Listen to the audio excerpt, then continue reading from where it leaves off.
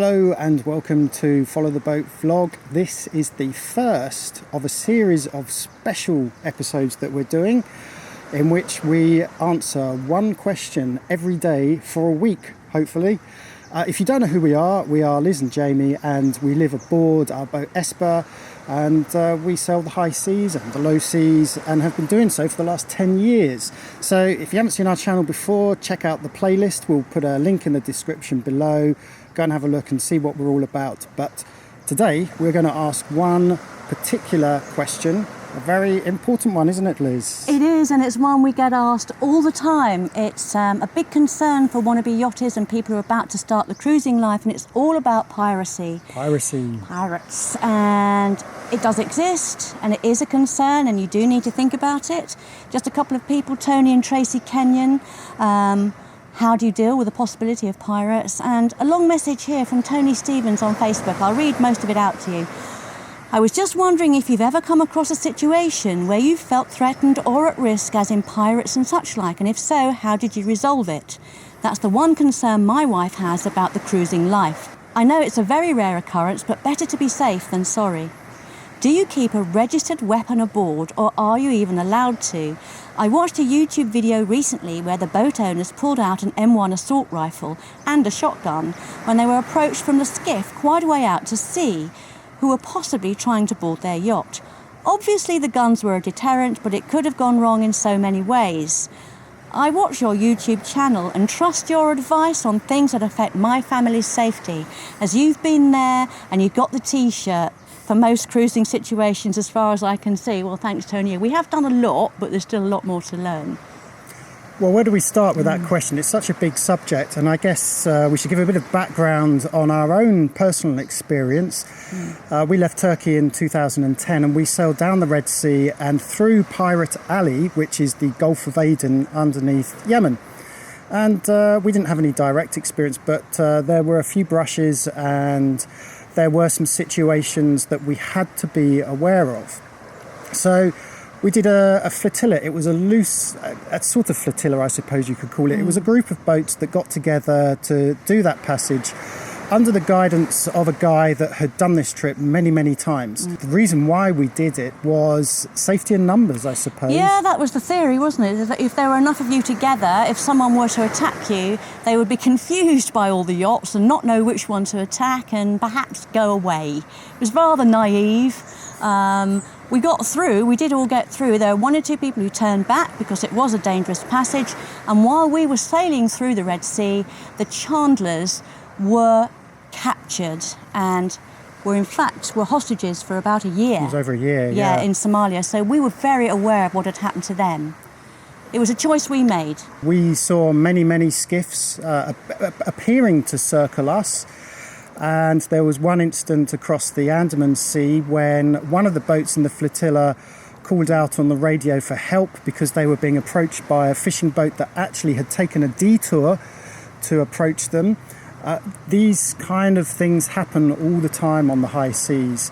And what we have found from our experience is that pretty much every boat that will take a detour to come and approach you are simply inquisitive fishermen. I'd say every boat, every single boat that's approached us has been a fisherman. I mean, that one in particular I was talking about, it turned out it was just an inquisitive fishing boat, and they were interested in wanting to know what this British couple were doing sailing across the Andaman Sea. And all they really wanted to do was just to swap fish for cigarettes, alcohol, clothes, anything sugar. You've got, yeah. The thing is, I think in those areas, certainly the Gulf of Suez and the Arabian Sea and these more exotic places, there are not so many yachts about. We're a bit more unusual, a bit more exotic, and they're out there for weeks at a time sometimes, these fishing boats, and they're bored. And this crazy-looking vessel appears on the horizon. They just want to come over and find what the hell you are. You know, it's not the Caribbean, it's not Mediterranean. These are more unusual places. So we passed close to the Horn of Africa, close to Somalia, and of course back in those days the piracy in Somalia was at its height. Yeah. Fortunately, piracy around that area has dropped massively. In fact, I think I read a report only last week that said that piracy was at its lowest in the last 18 years. It seems to have shifted over to the west coast of Africa now, so Nigeria is somewhere where you might want to avoid. But most of the piracy that's happening in Nigeria is a little bit like the Malacca Straits. 99% of the piracy is on commercial ships. There are other little hotspots. For example, we know that there's a bit of piracy around the Philippines. So these situations are changing all the time. So really it's up to you to assess the situation and to work out if the situation is getting worse or if it's improved. Yeah, it's all about, it is quite fluid. It does change, it does move. There are, as you say, hotspots all the time, but it's beholden to us as seafarers to keep abreast of what's going on and what really is dangerous and what's just hearsay and rumour. Just going back to the Red Sea, when we went through, we hugged the east coast of the Red Sea the whole way. We didn't go in the middle. We steered clear of Somalia. Once we crossed from Eritrea, we kept very close to Yemen because that was the safe place to be. But that was 2010. I'd say in 2017, Yemen is perhaps not the safest place to be. So going back through the Red Sea right now, I think you'd have to really probably do your homework and assess, see whether it was worth doing.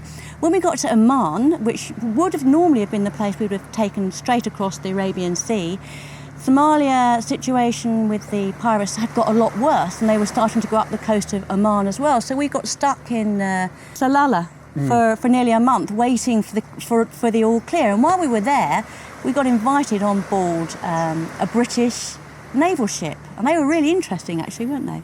We were approached by two men in tropical naval gear. So they had socks up to their knees and they were wearing khaki shorts. Well, that's something out of a Carry On movie. They really were. And the first thing they said to us was, you're Esper. We've been tracking you since you left the Suez Canal all the way up the top of the Red Sea. So these guys have been following us for 1,000 miles. We had no idea. No. It was because of our AIS. Yes, we had AIS on, so they were able to track us. So when we found this out, that gave us a little bit of comfort knowing that these guys were aware of the situation and who was passing through.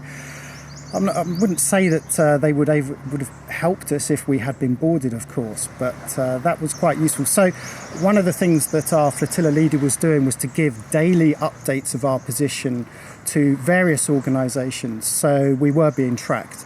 Yeah, we were. They also put on a little demonstration of the types of boats to look out for, because there are skiffs and there are skiffs and there are skiffs. They're all very different. I think it's quite well known now, isn't it, that an ordinary fishing skiff can be converted to a piratical skiff, but they look very different because they put 2 or 3 motors on, don't they? Yeah, well, this is in the Somalia area. I mean, I don't know how different it is in the rest of the world, but that was one of the key things to look out for, was the fact they had 2 outboards. And several blokes with big guns. With regards to carrying guns on board, we don't do it. We have never been trained with guns. I had an air rifle when I was a teenager, that's about it. But we don't carry weapons on board because ultimately you've got to be prepared to use the gun and also know how to use it in those kind of circumstances.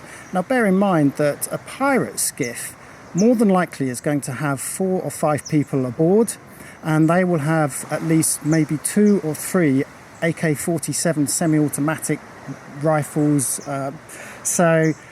And also they're going to be more prepared to use it on you than perhaps you are to them. They just got to kill one of you, and then at least they've still got one person in the boat to use as a hostage. And do you really know that they're going to actually fire on you? Are you prepared to fire on them first? Are you prepared to do that? Maybe you are. It's not something we're prepared to do. And anyway, if I shot a gun like that, I'd probably just shoot my foot. So on a boat that's doing this and a skiff that's doing that, not easy. I think there's a lot of bravado among certain yachties who will say, yep, I carry a weapon and I'll have no qualms in using it. But really, you've got to think about the actual situation that you are in at the time. It's all very well going to a shooting range and shooting at a stationary target whilst wearing safety goggles. But on a boat, in the high seas, against 4 or 5 desperate people, I don't know, I'm not so sure. I think the only people who should do that or could consider doing that would be people with military training. and who've been in the field and know what it's like to kill somebody, I guess. And in that email, you said that in this video clip, they had an M1 assault rifle, I think, who were being approached by a skiff that potentially was going to board them. But I think you also said they were a long way off. Well, how do you know that? You simply don't know that. You might end up in a situation where you end up killing innocent fishermen. So again... That happened in India.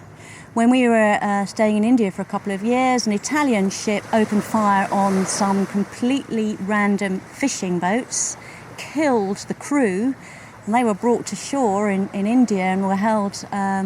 They were held there for some time. I don't know what the final outcome was, but I think the crew managed to get back to Italy, and they weren't taken to court. But there was uproar in India, and it does happen a lot. So we just give you an example of what happened to us when we were in Eritrea, one of the poorest nations in the world, very close to Somalia.